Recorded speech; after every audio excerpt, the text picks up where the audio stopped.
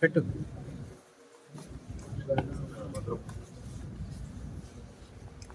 ఇలా ఒక్కొక్కరికి చుట్టుపోతే టైం సరిపోతుంది.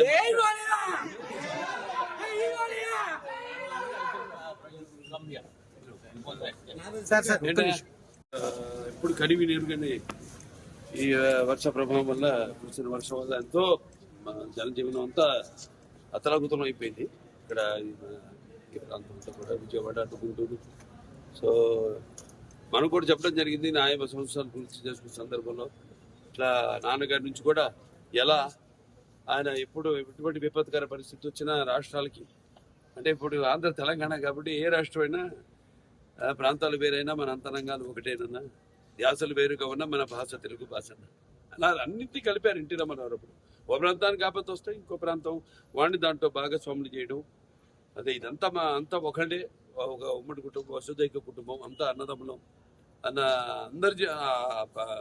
అందరిని ప్రభావితం చేసి వాళ్ళని అందరినీ ఆదుకునేలా, అలాగే మేము కళాకారులు ఆయన్నే ఆదర్శంగా తీసుకుని అప్పటి నుంచి అంటే నేషనల్ డిఫెన్స్ ఫండ్ కానివ్వండి, లేకపోతే మన ఉప్పెన కానివ్వండి దివిసీమలో, లేకపోతే మన వేరే రాయలసీమ క్షామ నివారణ కోసం అయితేనేమి ఆయన అప్పుడు జోలి బట్టి మిగతా ప్రాంతాలన్నీ తిరిగి ఆయన అడుక్కోవడం జరిగింది డబ్బు.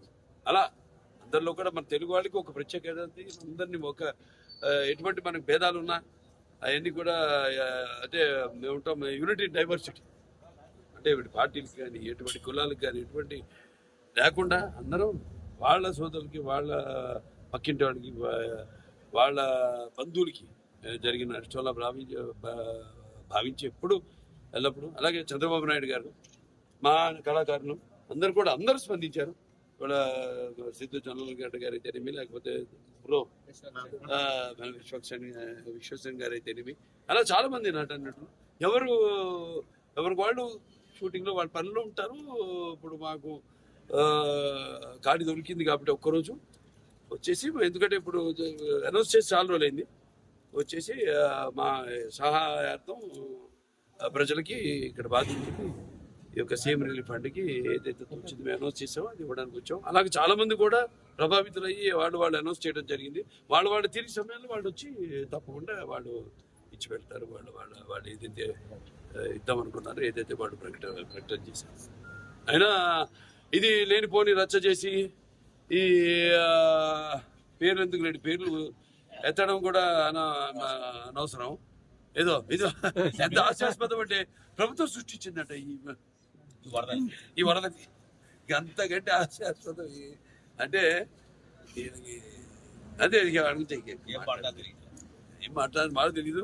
మనకు తెలుసు వాళ్ళ గురించి ఏం మాట్లాడాలో, ఏం మాట్లాడకూడదు. అది దీంట్లో సహాయం అందించిన చాలా మంది ఉన్నారు. అక్షయ్ వాళ్ళు ఉన్నారు, భోజనాలన్నీ అందరు కూడా ఇప్పటిదాకా 10 లక్షల ప్యాకెట్లు, వాళ్ళ రోజుకి 2 లక్షల ప్యాకెట్లు వాళ్ళు కూడా ప్రభుత్వ సహాయ సహకారాలతో వాళ్ళు కూడా మంగళగిరిలో ఈ వంటగది పెట్టి వాళ్ళు అందరూ కార్యకర్తలు అయితేనేమి, నాయకులు అయితేనేమి, అందరూ కూడా దీన్ని ఒక